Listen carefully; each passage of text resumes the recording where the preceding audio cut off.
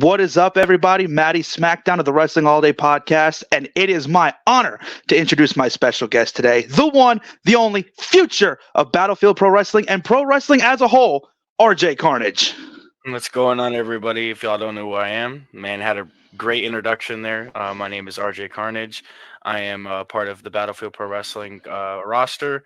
I'm looking to expand my roster options. So if you guys have any openings, give me a text on RJ Carnage on all social medias. That's really all I got to say so far. But thank you for having me on the show, Matty. I appreciate it. It's an honor. Thank you for coming out.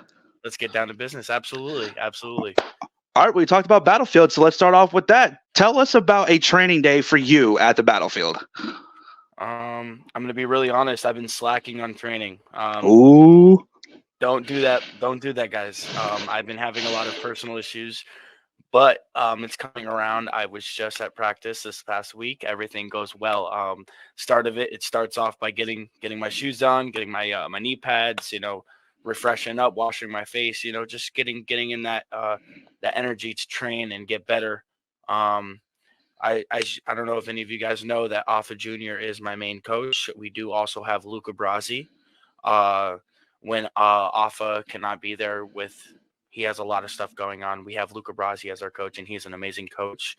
We do things to working out, doing spots, going over positioning, keeping a tight time limit, just working over the stuff to be better. The training day in the Battlefield is not like any other, so it's definitely appreciated, and I'm glad to be in this specific spot of where I am at the Battlefield. So you got to work with a lot of great talent in the Battlefield. You got to work with the likes of Lance on Hawaii. You got to work with seasoned vets, like Lance, Lobo, a whole plethora of superstars, as well as like the future of pro wrestling, like Terry Adonis, Team VJJ, and more. What have you learned from being in the ring with guys like that? Wow, honestly, I really never got to think about that because everything happened in a big spurt amount of time. It just hit me like a snowplow, and I was never expecting to work Lance on Hawaii and also Vinnie Mac in that sense. So working them is just, I'm so grateful to learn from them, and wrestling. It wasn't just Lance on Hawaii, wrestling Vinnie Mac as well, and him being a huge heel, and learning off of him how to manage a match the right way. I think we had an amazing match for my first time, and they're huge, guys. They're huge. Being in the ring, like looking at me, I'm 5'10", 172. Being next to them, it's like they're a giant to me, and I feel like I held my own in that ring with them, knowing that they're TV ready, and it's an honor, bro. I mean, honestly, I learned a lot from them by just being in the ring with them for 10-15 minutes. It's felt like it was 25 minutes the way we wrestled. So it's definitely an honor. And off of your other question with the future of wrestling, like Team VJJ, they are a great tag team coming up right now, and I feel like learning off of them, we learned together. We had tons of matches together, me and Superstar and JJ Smith, and I think every match that happened, it got better down the line. So we just learned off each other, and built that how do you say it, that history of us having those matches. And I think if you go back and watch every one of those matches, you'll see that every single one of them got better down the line. Mm-hmm. So I think it was definitely an honor wrestling them as well, because they are fantastic heels. They work that crowd really well. They get me over, I get them over. It's great. It's an absolutely amazing experience. So when you come through the curtain and you feel the rush of the crowd, you see your family sitting at ringside cheering you on. What does that do for your mentality once you're out there, once you're in that ring? All my life I've been wrestling.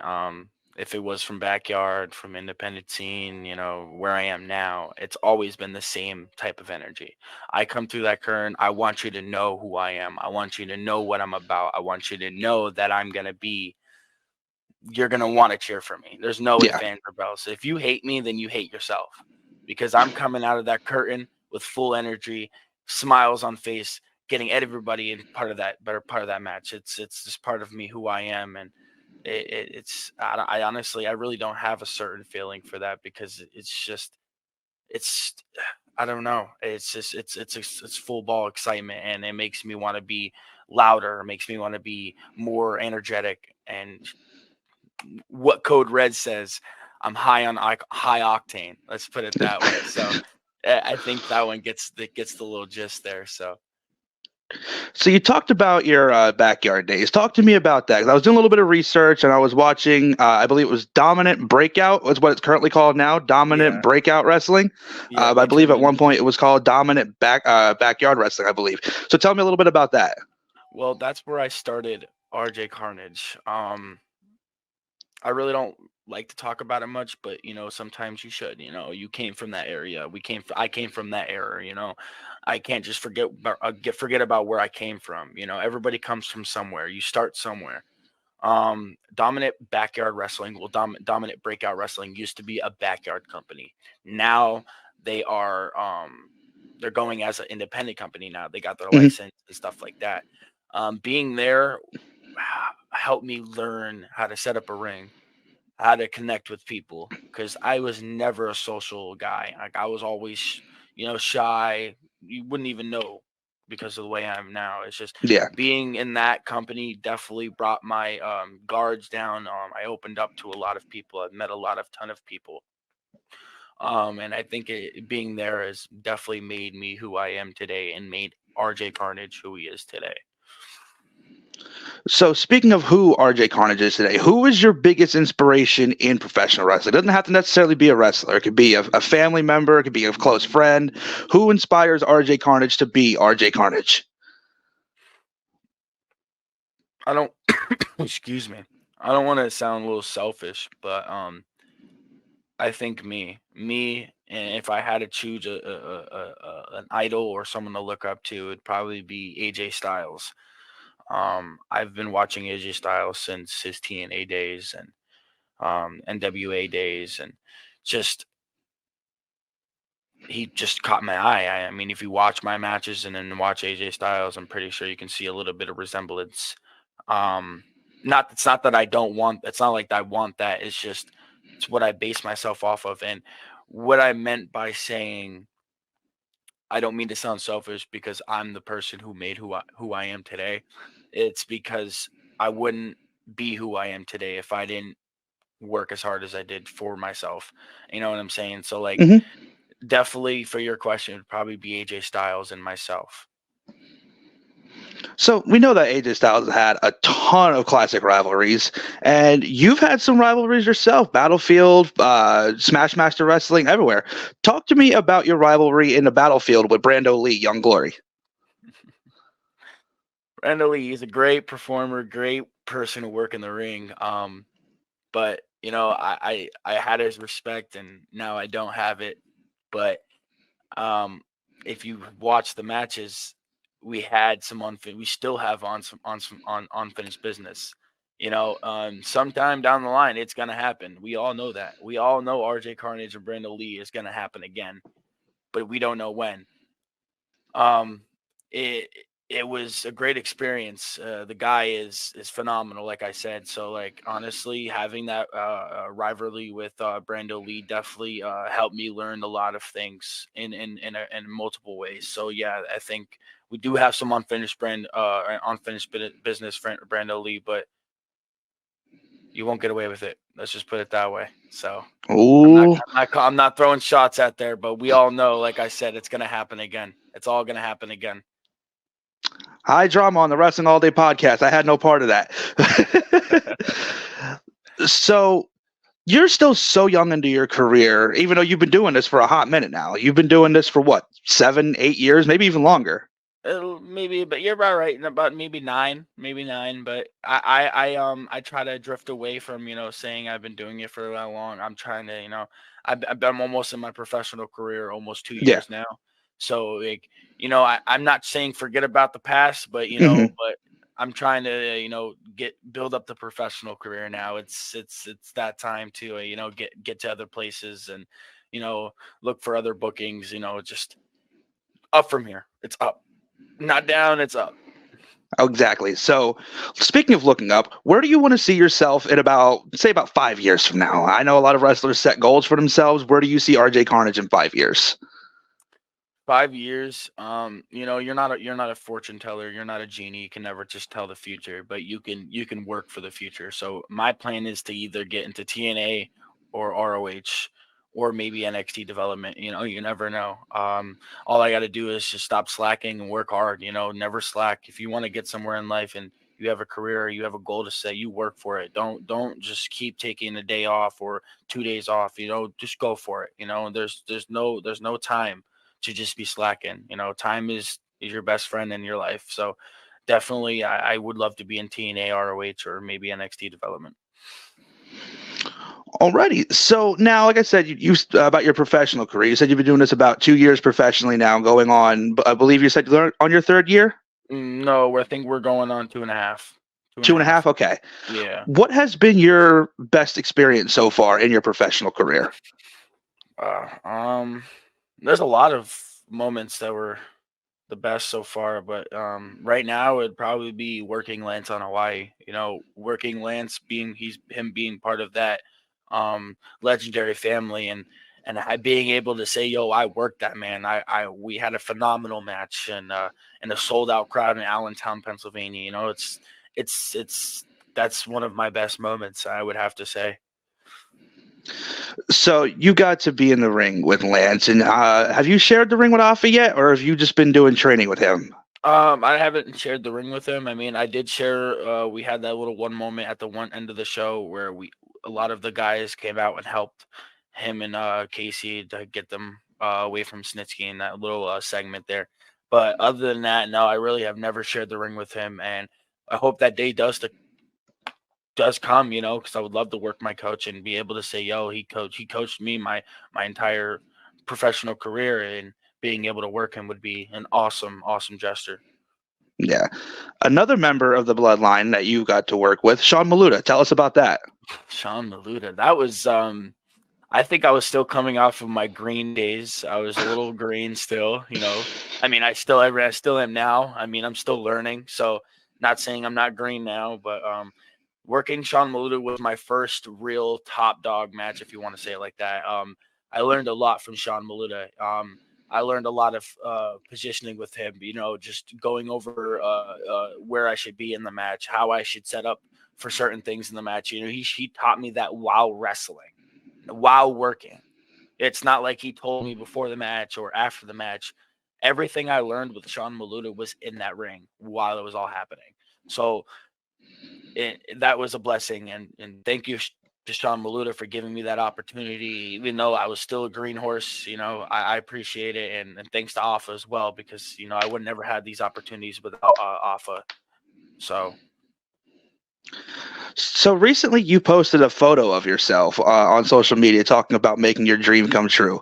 If you can go back in time and talk to a younger version of yourself, what advice would you give yourself?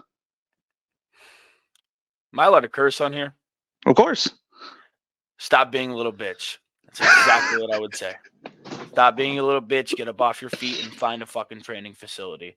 Because I should have been in the training facility when I turned 18.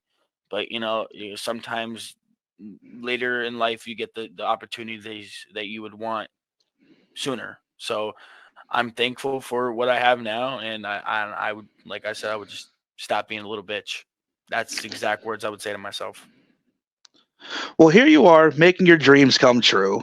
You said you've been inspiring to be a wrestler. You said you've basically been a wrestler all of your life. So now, if you go back in time and you can take on anybody from any bygone era, I know you mentioned AJ Styles is one of your biggest inspirations. Not naming AJ Styles, anybody from any era, who would you want to tie up with?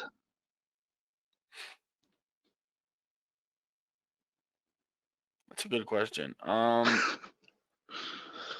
There's a couple guys that come to mind, but I think the one guy that really comes to mind would be Diamond Dallas Page. I would definitely like to tie up with him. If you want me to give you another one, I would like to tie up with Amazing Red. Amazing Red Ooh, was a really that, phenomenal wrestler, and I think that would be a absolutely. great match between me and him. And so definitely those two. That's a great choice. Amazing Red. Oh my God. I remember watching him when I was just, wee little Matt, Yep, watching him on TNA. just And starting to twiddle your legs. I'm telling you, he yep. was phenomenal. Oh, absolutely. Seeing him bounce around that 6-sided ring. Hmm. Absolutely incredible. So now that you're on the Battlefield circuit, you're in, you competed for 5-star before, right? I have, yes, I have. Okay. Yeah. I did do one of those shows. I don't know when I'll be back there.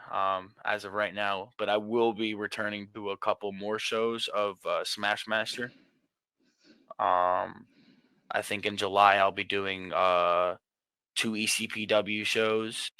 Okay. And I'll also be making a debut in CZW July 20th. Ooh. And then I think it's in August, another CZW show. So I'll be making my debut there. And then there's another show in November. It's called in Delaware. It's called DCW. I will be making a debut there as well. Very, very nice. You're debuting for CZW. Good Lord. Yeah. That's awesome. That is amazing. Tell me about that. It was actually all a surprise, we all have our little private group chat for Battlefield, and Alpha hits us up, and we got some bookings. So if you're able to be there, and I was able to be there, and just all happened just like snap of a finger. That's all. That's amazing. That is absolutely amazing. I remember watching CZW when I was younger and seeing a lot of the stuff they did. They toned it down a lot. They have toned Oh it yeah, down a lot. absolutely, I absolutely. remember watching John Moxley take a weed whacker to somebody's head. I'm just saying. I was just watching. There was a one there. They had a light tube table wrapped in barbed wire. I think it was Samoa Joe. I think it was Samoa Joe, and he threw. I don't know who it was. He threw him over the top rope, over to the barricade, onto the barbed wire light tube table. He flew Oh like my 6 feet. God. It was. Yeah, they Yeah, definitely I'm calmed good down on from what that. they were. Yeah, I'm glad they did too, because I was watching some of that stuff. Excuse me. Woo! Talking about that got me a little messed up there. Got a little cherry stuck in their throat there, huh? Yeah, a little bit. Yeah.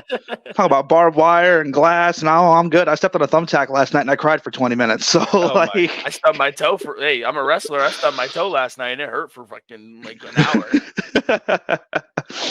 so speaking of that, what has been your most painful moment in or out of the ring as RJ Carnage? I had a match with El Lobo. I think it was our first match, DEF CON 1 Night 2.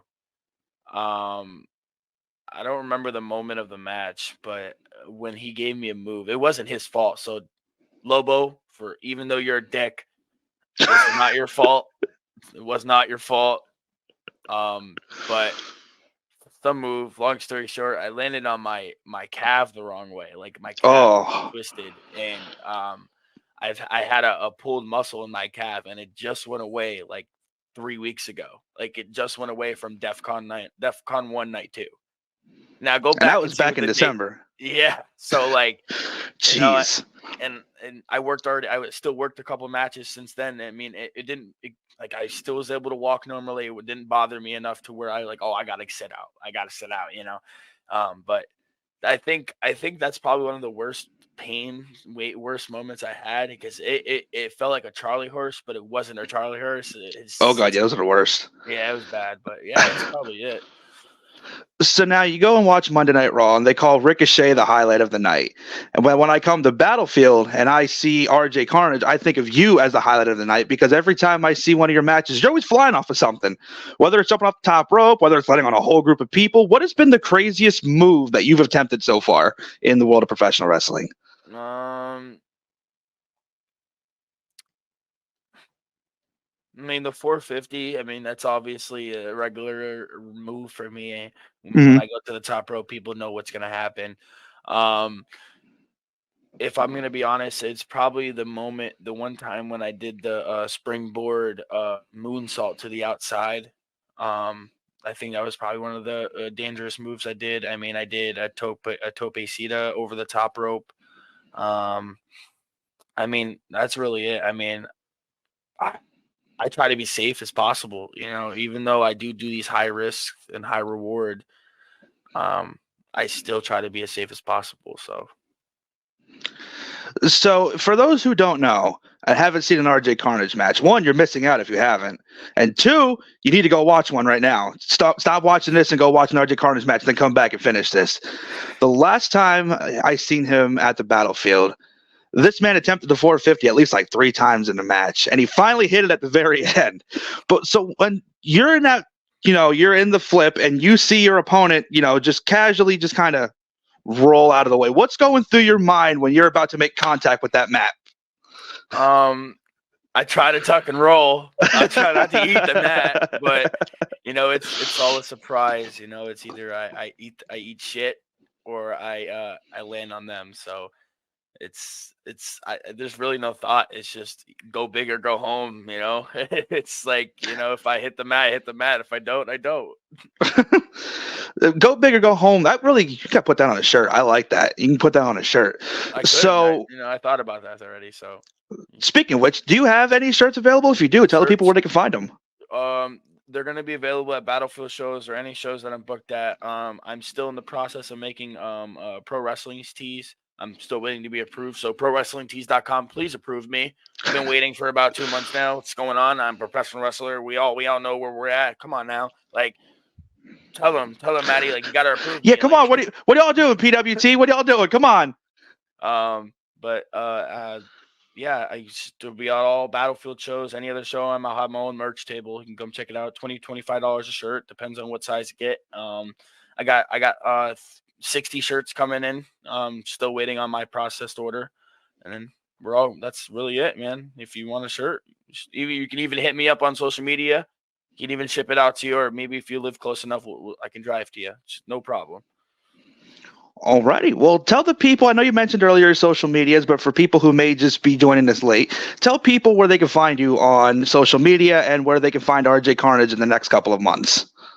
Right here is the name on every social media. Okay, every social media is literally this name. All right, no matter what it is, Instagram, Facebook, Twitter, X, sorry, YouTube, TikTok, all that good stuff. You want to see me, go open up your phone, go to an app that you use, and type in RJ Carnage, you'll find me. There you go. So, ladies and gentlemen, like I said, if you haven't watched an RJ Carnage match, you guys are missing out. But bearing that in mind, now you have all the time in the world to go do it. You have no excuse not to now, knowing that RJ Carnage has been on the Wrestling All Day podcast. RJ, I appreciate you coming out so much. Thank you so much for doing this. Ladies and gentlemen, this has been the Wrestling All Day podcast with Matty Smackdown and with the man, the myth, the future legend. Oh, wait, other way. There we go. RJ Carnage. Thank you guys. Thank you so much. No, thank you. I appreciate it. This was an honor. Definitely can want to do this in the future one more time, do a round 2. Definitely. Oh, absolutely. I think in the next 6 to 12 months, we should definitely do a run back and see how everything has changed in that time zone. Absolutely. I'm looking forward to it. And I'm looking forward to seeing you in the very near future, sir. All right, man. Mr. Matty, I appreciate it. Thank you so much. Thank you. Thank you. Yep. Everybody, this has been the Wrestling All Day podcast with RJ Carnage. Thank you all so much for watching, and I'll catch you guys for the next one.